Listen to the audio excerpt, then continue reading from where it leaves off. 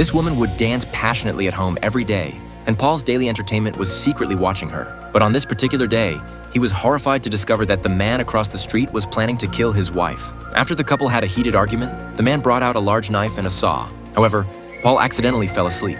When he woke up in the middle of the night, it was pouring rain outside. Paul glanced at his watch. It was already 2 a.m.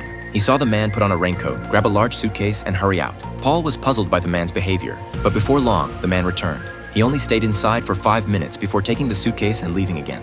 Through Paul's observation, he noticed the man made 3 round trips in total. When Paul woke up the next day, he happened to see the man returning home with rope. The man then stuffed all of his wife's clothes into the suitcase and tied it tightly with the rope. From that day forward, Paul never saw the man's wife again. Paul shared his suspicions with his wife, but she couldn't believe it. She insisted that the man's wife had simply gone on a trip. Just as Paul was about to argue back, a scream came from downstairs. A small dog had died in the courtyard, and when neighbors came to investigate, they discovered the dog had been strangled. This suddenly reminded Paul that the dog had been digging persistently at something in the yard the day before. He suspected the man had buried something in the ground and killed the dog to prevent it from digging it up. What's more, while everyone was examining the scene, the man's house didn't even have its lights on. At this point, Paul's wife also sensed something was wrong. They wanted to call the police but had no evidence. It was all just speculation, and the police would likely not take the case seriously. That evening, they were shocked to discover the man had prepared numerous clothes and was carrying his wife's handbag. Most bizarrely, the handbag was filled with expensive jewelry and even contained his wife's wedding ring. Paul's wife found this highly abnormal. It would be impossible for a woman to travel without taking these items. To test their theory,